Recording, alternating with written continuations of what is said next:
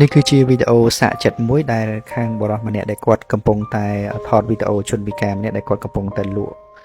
ស្វាយនៅតាមផ្លូវអញ្ចឹងណាហើយមើលទៅការលក់របស់គាត់ហ្នឹងគឺអត់ដាច់ទេដោយសារតែមានអ្នកដែលគាត់មកទិញហ្នឹងគឺគាត់អត់ពេញចិត្តឬក៏គាត់អត់ពេញចិត្តនឹងរូបរាងការលក់របស់គាត់អីចឹងទៅក៏កិច្ចអីចឹងទៅហើយបរិសម្នាក់គាត់ប្រាប់ថាបងកំពុងតែលក់នៅមុខហាងរបស់គាត់ហើយ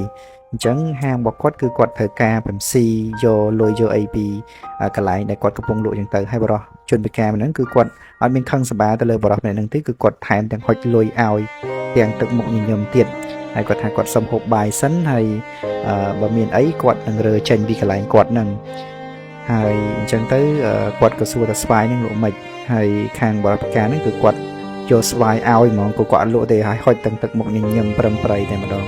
អានេះគឺជាទឹកចិត្តល្អមួយដែលបរិសពិការគាត់ជូនទៅខាងបរិសម្នាក់ហ្នឹងណាដោយសារតែទឹកមុខស្រស់ស្រាយការរួយរាយរាក់ទាក់របស់គាត់នឹងហើយទៅធ្វើឲ្យបរិសម្នាក់ហ្នឹងគាត់ប្រាប់ថាគាត់មិនមែនជាម្ចាស់ទីតាំងហាងហ្នឹងទេគាត់គ្រាន់តែថតវីដេអូ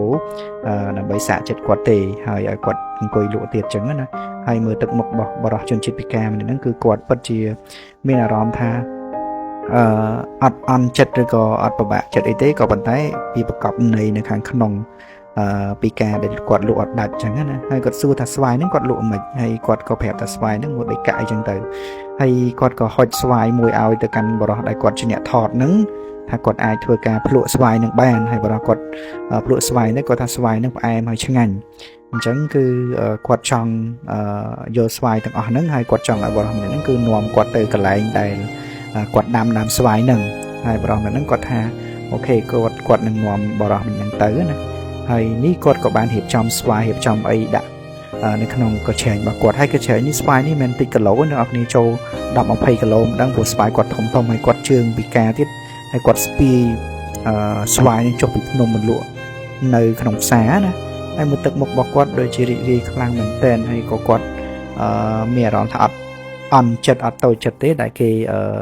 សាកចិត្តគាត់ឬក៏ថតវីដេអូគាត់អញ្ចឹងណាហើយនៅពេលដែលគាត់ប្រម៉ូស្វាយមកអីហ្នឹងបងហ្នឹងគាត់សួរនាំព័ត៌មានទូទៅអីមួយចំនួនជាមួយគាត់ចឹងទៅហើយគាត់ក៏រីករាយនឹងឆ្លើយសំណួរទាំងអស់ហ្នឹងទៅកាន់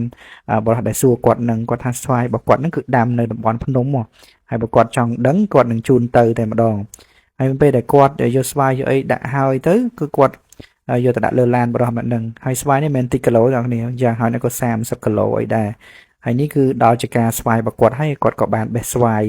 មួយដែលទុំហ្នឹងយកមកឲ្យបរិសដែលគាត់ថតវីដេអូហ្នឹងយកមក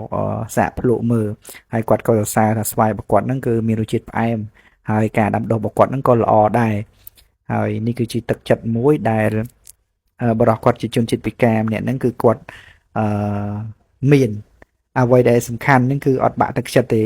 ទោះបីជាគាត់ពិការមែនប៉ុន្តែគាត់ដើរសុំទានគេទេគឺគាត់ព្យាយាមធ្វើអ្វីដែលខ្លួនឯងមានខ្លួនឯងអាចធ្វើបានទាំងអស់អញ្ចឹងនេះគឺជាវីដេអូ